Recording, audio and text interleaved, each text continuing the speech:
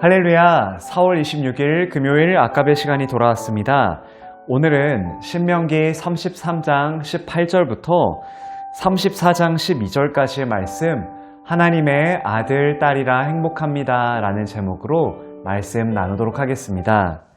우리는 어제에 이어서 오늘 말씀을 통해서 모세의 축복과 그리고 모세의 죽음에 대해서 함께 살펴보도록 하겠습니다. 먼저 오늘 본문 18절에서는 스불론과 이사갈을 축복하고 있습니다. 이사갈은 야곱의 첫 번째 아내였던 이 레아의 다섯 번째 아들이었습니다. 그리고 스불론은 여섯 번째 아들이었는데요. 이 두 지파는 모세의 축복만이 아니라 창세기에 등장하는 야곱의 축복, 그리고 사사기에 등장하는 드보라의 노래에서도 이들은 같이 묶여서 언급이 되고 있습니다. 실제로 이 두 지파는 땅을 분배받을 때에도 가까운 위치에 있었습니다. 먼저 모세는 스불론에 대해서 이렇게 축복을 합니다. 스불론이여, 너는 밖으로 나감을 기뻐하라 라고 축복을 하고 있습니다. 그리고 실제로 여호수아에 등장하는 이 12지파의 땅 분배를 살펴보면요, 스불론은 지중해와 가까운 땅을 분배받은 것을 알 수 있습니다. 그리고 19절에서도 바다의 풍부한 것과 모래에 감추어진 보배를 흡수하리로다 라고 기록된 것으로 보아서 스불론 지파는 앞으로 이 밖으로 나가서 기쁨을 얻는 해양 무역을 통해서 번영할 것이다 라는 것을 우리는 알 수 있습니다. 오늘 본문만이 아니라 야곱의 축복에서도 야곱은 스불론을 향해서 해변에 살면서 배들의 피난처가 될 것이다 라는 표현을 하기도 했습니다. 그리고 이사갈에 대해서는 이렇게 이야기합니다. 이사갈이여, 너는 장막에 있음을 즐거워하라 라고 축복합니다. 이사갈 지파는 바다가 아니라 내륙 지방에서 이 상거래 무역을 통해서 부를 얻을 것이다 라는 모세의 축복의 메시지였습니다. 그리고 이 두 지파는 자신들이 얻은 부를 가지고 하나님께 의로운 제사를 드릴 것이다 라는 것을 모세는 이야기하고 있습니다. 그리고 그 다음 지파는 갓인데요. 이 갓 지파는 르우벤 지파 그리고 므낫세 반 지파와 함께 요단강 동편 땅을 먼저 받은 지파였습니다. 하지만 이 갓 지파는 땅을 미리 소유하고 있었지만 요단강을 건너가 다른 이스라엘 동족들과 함께 가나안 전쟁에 참여하겠다라는 약속을 했습니다. 땅을 받았지만 정복 전쟁에는 함께 동참해야 한다라는 것입니다. 그래서 모세는 이들을 향해서 암사자같이 엎드리고 팔과 정수리를 찢는다라는 축복을 통해서 앞으로 이들이 정복 전쟁에서 중요한 역할을 수행할 것이다 라는 것을 이야기를 해 주었습니다. 그리고 21절을 살펴보면 그가 자기를 위하여 먼저 기업을 택하였으니 곧 입법자의 분깃으로 준비된 것이로다 라고 이야기를 하고 있는데요. 이 말씀은 바로 이 갓 지파는 요단 동쪽의 땅을 먼저 받았다라는 것을 말해주는 것입니다. 그리고 그 다음 지파로는 납달리 지파가 등장하는데요. 납달리 지파를 향해서는 23절에 이렇게 이야기합니다. 납달리에 대하여는 이렇으되 은혜가 풍성하고 여호와의 복이 가득한 납달리여, 너는 서쪽과 남쪽을 차지할지로다 라고 오늘 본문은 말해주고 있습니다. 이 부분에 대해서 김윤희 교수님은 이렇게 이야기를 하시는데요. 납달리 지파의 위치는 갈릴리 쪽에 있었다라고 합니다. 여러분, 갈릴리가 어떤 곳이었죠? 갈릴리는 바로 예수님이 성장한 곳이었습니다. 그리고 이 스불론과 납달리 지파가 위치한 곳이 이 갈릴리 지역이기도 했는데요. 그래서 이사야 선지자는 이런 예언을 했습니다. 이사야 9장 1절인데요. 전에 고통받던 자들에게는 흑암이 없으리로다. 옛적에는 여호와께서 스불론 땅과 납달리 땅이 멸시를 당하게 하셨더니 후에는 해변길과 요단 저쪽 이방의 갈릴리를 영화롭게 하셨느니라 라고 이야기를 해줍니다. 바로 이것은 메시아, 예수님에 대한 예언이었습니다. 스불론 땅과 납달리 땅이 멸시를 받았지만 이 별 볼 일 없는 갈릴리 지방에 있었지만 갈릴리 지방이 나중에는 예수님께서 이 땅에서 자라시니까 영화롭게 된다라는 축복이었습니다. 그리고 아셀 지파에 대해서는 24절에 이렇게 나와 있습니다. 아셀에 대하여는 일러스되 아셀은 아들들 중에 더 복을 받으며 그의 형제에게 기쁨이 되며 그의 발이 기름에 잠길지로다 라고 표현이 되어 있습니다. 아셀이 나중에 차지하는 땅은 갈릴리 위쪽이었습니다. 그런데 여러분, 이들이 차지하는 땅에는 뭐가 많이 났냐면 올리브 나무가 많이 났다고 합니다.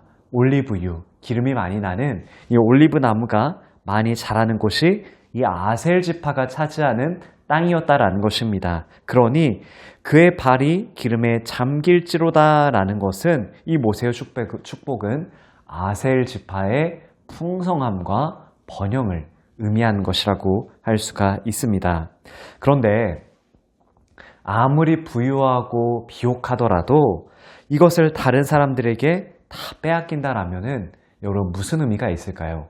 그래서 모세는 25절에서 이렇게 축복합니다. 내 문빗장은 철과 노시 될 것이니 내가 사는 날을 따라서 능력이 있으리로다 라고 이야기합니다. 이런 축복을 한 이유는 아셀 지파가 속한 지역에는 국제도로가 있어서 북쪽의 침략자들이 이 길을 따라서 곧장 아셀 지파의 땅으로 들어올 수 있기 때문이었습니다. 그래서 모세는 강한 요새인 이 문빗장이라는 것을 통해서 하나님께서 아셀 지파를 보호해 주시기를 축복했던 것이었습니다. 이처럼 모세는 자신이 죽기 전에 이스라엘 지파들에게 축복의 메시지를 주었습니다. 그리고 이제 이스라엘 민족 전체에게 축복하고 있는데요. 이스라엘에게 이렇게 이야기합니다. 여수룬이여 라고 이야기합니다. 이스라엘의 별명이죠. 여수룬이여, 하나님 같은 이가 없도다 라고 이스라엘에게 이야기합니다. 왜 그럴까요?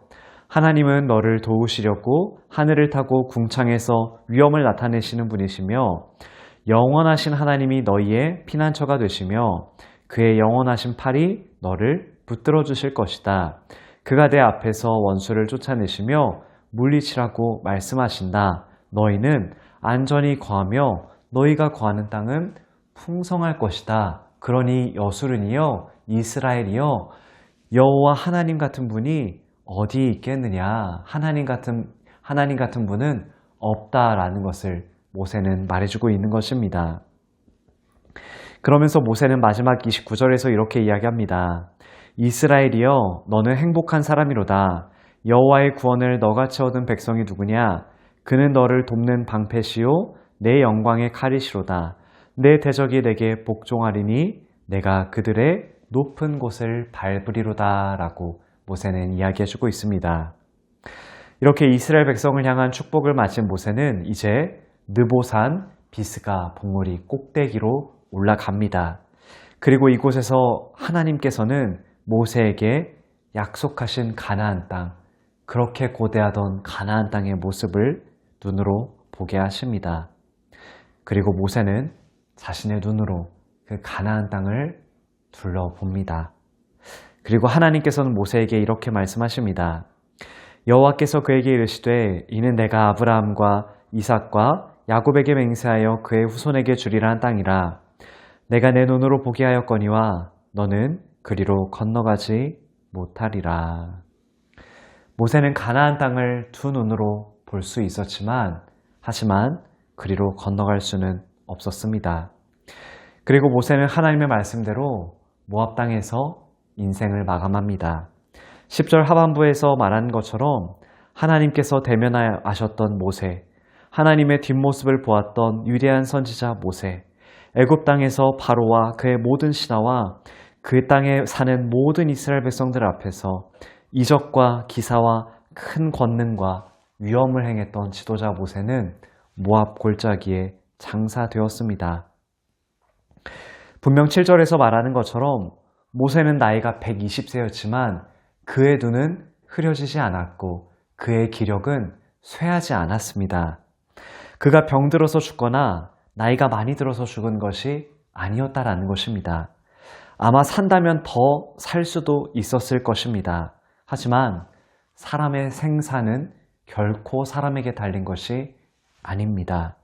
생명의 주관자이신 하나님께서는 모세를 데려가셨습니다.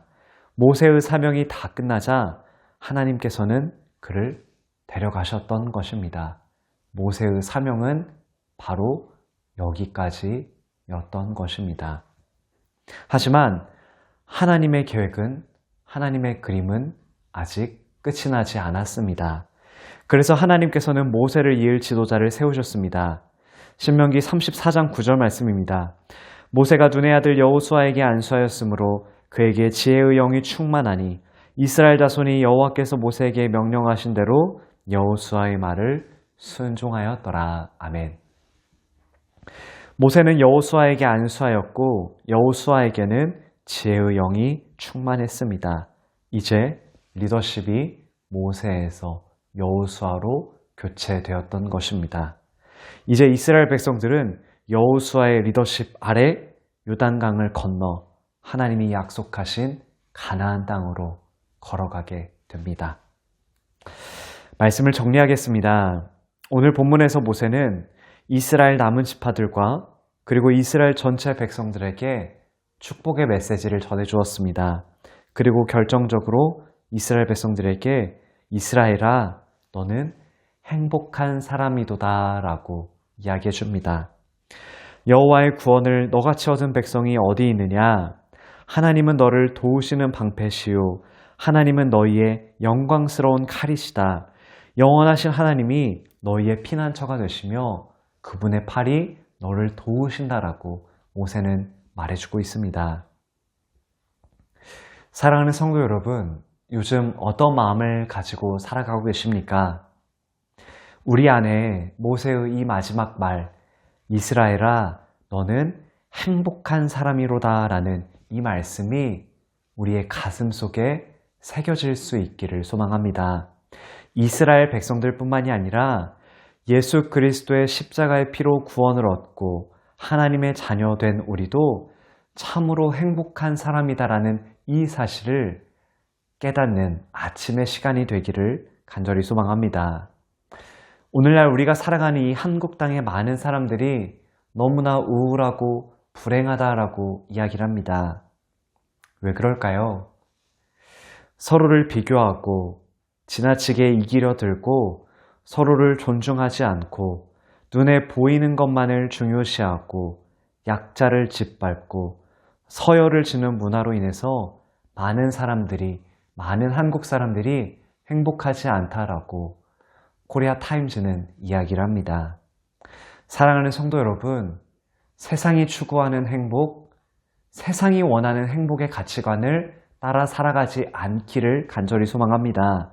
세상이 추구하는 행복이 아니라 하나님께서 나와 함께 하시는 것에 행복을 느낄 수 있는, 하나님께서 나를 구원해 주시고 하나님의 자녀 삼아 주셨음에 진정으로 행복하고 감사하며 살아가는 우리 모두의 삶이 될 수 있기를 간절히 소망합니다. 그래서 이 마음을 가지고 우리도 모세처럼 하나님 앞에 서게 되는 그 날까지 하나님께서 나에게 맡겨주신 삶의 자리에서, 가정과 직장과 교회의 그 삶의 자리에서 하나님께서 나에게 맡겨주신 일들을 충성스럽게 주님 앞에 서게 되는 그날까지 감당할 수 있는 우리 모두의 삶이 되기를 간절히 소망합니다. 함께 기도하겠습니다. 하나님 아버지 감사합니다. 하나님, 오늘 모세는 죽음을 앞두고 이스라엘 백성들에게 이스라엘아, 너는 행복한 사람이로다 라고 이야기했습니다.